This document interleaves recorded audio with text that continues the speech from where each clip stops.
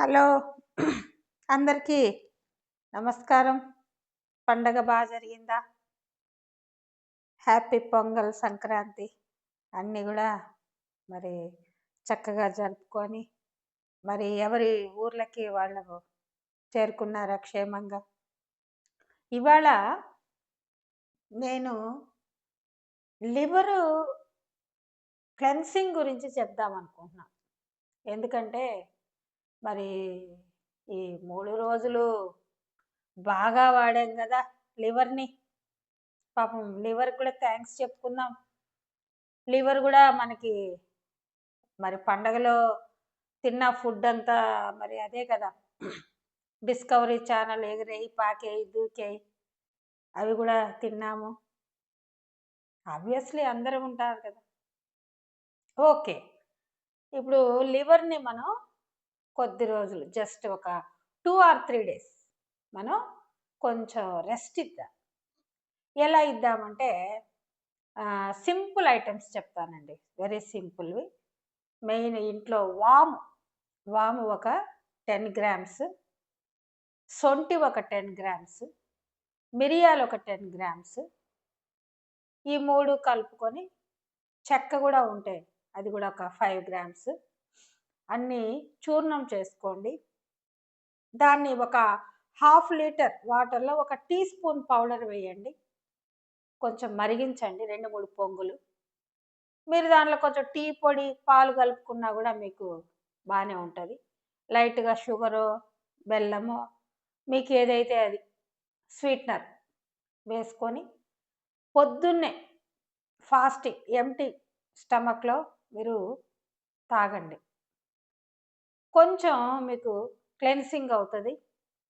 పొద్దున్నే ఒక half litre వీలైతే చాలు అన్నంత వరకు వేడి నీళ్ళు తాగండి. దానివల్ల ఏమవుతుందంటే లివర్‌కి కొంచెం క్లెన్సింగ్ అవుతుంది. లివరు పాపం ఇప్పుడు దాకా అరిసెలు, చక్రాలు, గారెలు, బిర్యానీసు అన్నీ తిన్నది కదా! తిని అరిగిచ్చింది కదా! అయితే ఒక 2 రోజులు టిఫిన్ స్కిప్ చేయండి. 11కి, 12కి భోజనం చేయండి. అంటే మీకు కొంచెం ఎంప్టీ స్టమక్‌లో పాపం దాన్ని గనక మనము గమనించుకొని రెస్ట్ ఇస్తే మళ్ళీ అది రెడీ టు వర్క్ అనమాట. కాబట్టి మరి పండక్కి మనం అరిసెలు కూడా తింటాము. ఇక్కడ ఇంకొకటి మీకు వీలైతే ఉగాది పచ్చడి ఇంతకుముందు చెప్పాను.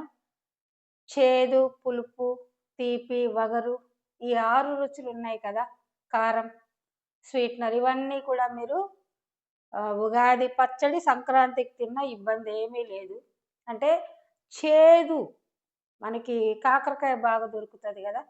వేప పౌడర్ దొరికినా ఓకే. లేదు కాకరకాయ అయినా మీరు కొంచెం నూనె తక్కువ వేసుకొని ఫ్రై చేసుకొని కొంచెం కొబ్బరి పొడి, పల్లీల పొడి చల్లుకొని లైట్‌గా మీరు ఆ చేదుని మీరు ఇంటేక్ చేయండి. లివర్‌కి చేదు మంచి జిగిరి ఫ్రెండ్ అనమాట. ఆ యొక్క చేదుని కూడా మీరు ఇంటేక్ చేసినట్లయితే మీకు లివర్ అనేది కొద్దిగా క్లెన్సింగ్ అవుతుంది. లివర్ ఎప్పుడైతే క్లెన్సింగ్ అవుతుందో మళ్ళీ ఇంకొక పండక్కి కూడా మనం అప్లికేషన్ పెట్టుకొని మళ్ళీ హ్యాపీగా తినొచ్చు, తాగొచ్చు, జీవితాన్ని సవ్యంగా సాగించుకోవచ్చు. షుగర్ వాళ్ళు మాత్రం కొంచెం డీహైడ్రేట్ అవుతారు. స్వీట్నర్‌ని తగ్గించుకోవాలి. స్వీట్‌గా ఉండే టేస్ట్‌గా మనకు తెలిసిందే. నేనేం కొత్తగా రాకెట్ సైన్స్ చెప్పట్లేదు. మినిమైజ్ చేసుకోండి. తర్వాత ధనియా వాటరు కొంచెం నానబెట్టుకొని శీత కషాయం అంటారు. ధనియాల్ని గూడా ఒక పిడికెడు ధనియాలు మీరు ఒక హాఫ్ లీటర్ నీళ్ళల్లో కాగబెట్టొద్దు, ఏమొద్దు. జస్ట్ నానబెట్టండి 4 అవర్స్. అవి తాగండి. తాగితే ఏమవుతదంటే మీకు ఈ డీహైడ్రేషన్ తగ్గుతది. శరీరం గూడా ఇదిగా మనకి కంఫర్ట్ జోన్‌కొస్తుంది.